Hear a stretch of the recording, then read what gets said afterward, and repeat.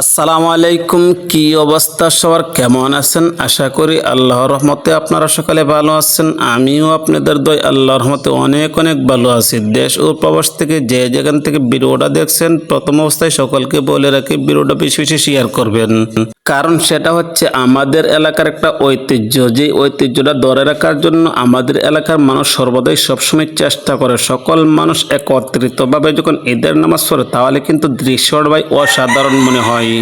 কারণ আপনি যে অবস্থাতে থাকেন না কেন, যে কোনো রাজনীতি করেন না কেন, আপনার সাথে আমার হিংসা আছে, আপনার সাথে আমার দ্বন্দ্ব আছে, কিন্তু ঈদের নামাজ পড়তে গেলে আমরা সকলে একত্রিতভাবে ঐতিহ্যটা ধরে রাখার জন্য আমরা সকলে একত্রিতভাবে ঈদের নামাজ পড়তে যাই।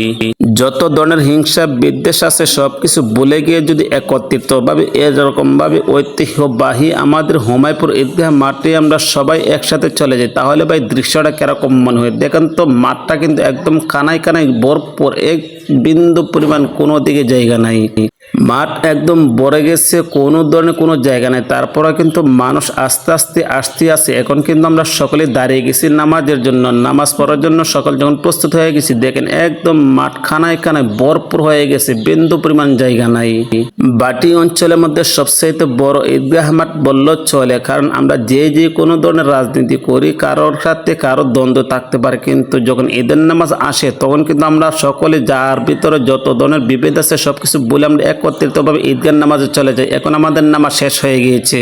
নামাজ যখন শেষ হয়ে গিয়েছে তখন কিন্তু ছোট ছোট বাচ্চা যারা আছে তারা কিন্তু আস্তে আস্তে উঠে চলে যাওয়ার জন্য প্রস্তুতি নিচ্ছে, আস্তে আস্তে অনেকে চলে যাচ্ছে। আর এদিক দিয়ে কিন্তু আমাদের ইমাম সাহেব যিনি আছেন উনি ওই জায়গার মধ্যে খুতবা আরম্ভ করে দিয়েছেন, আর এদিক দিয়ে আস্তে আস্তে মানুষের চলে গেছে। আর আমিও আপনাদেরকে দেখানোর জন্য একটু ভিডিও করতেছি, কারণ আপনারা অনেকে বলেন যে ভাই আপনি গ্রামে আসলে গ্রামের দৃশ্যগুলো তুলে ধরেন। তো দেখেন তো এরকম একটা মাঠ আপনার বাটি অঞ্চলের মধ্যে খুব কমে আছে। দেখেন মাঠটা কিন্তু একদম খানায় খানায় ভরপুর, বিন্দু পরিমাণ জায়গা নেই। আপনার মাঠটা হচ্ছে এরকম একটা জায়গা, খোলামেলা জায়গার মধ্যে, যে জায়গাটার দৃশ্যটা কিন্তু অসাধারণ ভাই।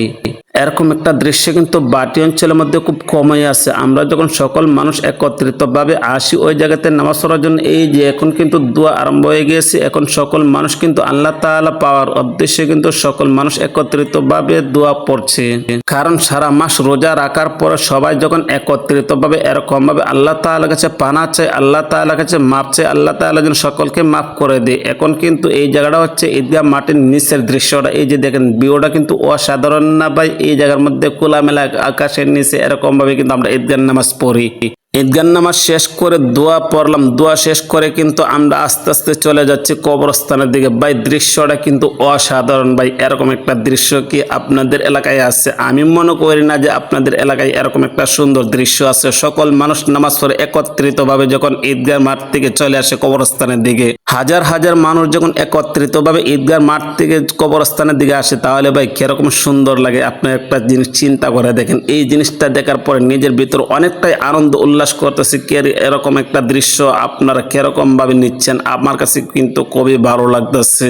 কবরস্থানের দিকে সকল মানুষ যখন আসছে তখন কিন্তু সবাই কবরস্থানের উপর উঠে যাচ্ছে, কবরস্থানের দিকে চলে যাচ্ছে। যার যার মা বাপ আত্মীয় স্বজন যারা অন্ধকারবাসী হয়ে গেছে তাদের জন্য দোয়া করে আল্লাহ তাআলার কাছে, আল্লাহ তাআলা যেন সকল কবরবাসী মানুষকে মাফ করে দেয়।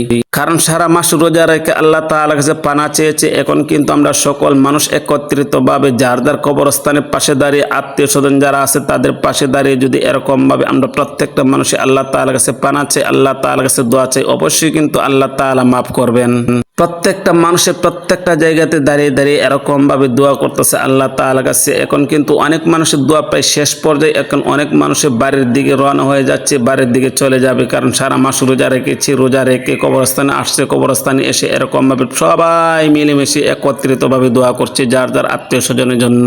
আমিও ভাই ঠিক এরকম ভাবে দোয়া করেছি, আল্লাহ তাআলা যেন আমাদের আত্মীয় স্বজন যারা অন্ধকার বেশি হয়ে গিয়েছে সকলকে যেন মাফ করে, এই কবরস্থানে যারা আছে সকলকে যেন আল্লাহ তাআলা মাফ করে দেয়। এই কবরস্থানে যারা শহীদ আছে সবাই কিন্তু আমাদের হাতের দিকে তাকিয়ে থাকে, তাদের জন্য আমরা দোয়া করে আল্লাহ তাআলা যেন এই কবরস্থানে যারা আছে সবাইকে যেন মাফ করে দেয়। কবরস্থানে দোয়া শেষ করে যখন আস্তে আস্তে বাড়ির দিকে রওনা হচ্ছে, এরকমভাবে কিন্তু আস্তে আস্তে সকল মানুষ একত্রিতভাবে যার যার গন্তব্যস্থানে বাড়ির দিকে রওনা হয়ে যাচ্ছে। আমিও ঠিক এরকমভাবে আস্তে আস্তে বাড়ির দিকে চলে যাচ্ছি। তার ভিতরে কিন্তু আপনাদেরকে দেখানোর জন্য চেষ্টা করি, আমি যদি গ্রামে আসি গ্রামের দৃশ্যগুলো আপনাদেরকে তুলে ধরে আমি আপনাদেরকে দেখানোর জন্য সর্বদাই চেষ্টা করি। দোয়া শেষ করে যখন কবরস্থানের নিচে নামলাম তখন কিন্তু অনেক মানুষের সাথে কথা বললাম। তারা বলতেছে ভাই একটা মাস রোজা রেখেছি, খুব ভালো লেগেছে, কবরস্থানে আসলাম, আত্মীয় স্বজনের জন্য দোয়া করলাম, আল্লাহ তাআলা যেন অনেক মানুষকে এরকমভাবে বলতেছে যেন সবাইকে আল্লাহ তাআলা মাফ করে দিই। এখন কিন্তু সবাই বাড়ির উদ্দেশ্যে রওনা হয়ে যাচ্ছে। কবরস্থানটা আমাদের গ্রাম থেকে বেশ মোটামুটি একটু দূরে, আর দূর থেকে কিন্তু আমি আপনাদেরকে দেখানোর জন্য একটু চেষ্টা করতেছি। আমাদের গ্রাম থেকে যখন একটু দূরে তখন বর্ষাকালে আসতে কবরস্থানের মধ্যে বেশ মোটামুটি একটু কষ্ট হয়, আর যদি পানি না থাকে তখন কিন্তু বেশ মোটামুটি একটু আরামসে কবরস্থানে আসা যায়। আর কবরস্থানে দোয়া করে আমরা সবাই বাড়ির উদ্দেশ্যে রওনা হয়ে যাচ্ছি। এখন ভিডিওটা কিরকম হয়েছে অবশ্যই কমেন্ট করে জানাবেন। ভালো লাগলে আইডিটা ফলো করে চ্যানেলটা সাবস্ক্রাইব করে সবসময় সাথে থাকবেন যেন এরকম নিত্য নতুন ভিডিও আপনারা সবসময় পেতে পারেন।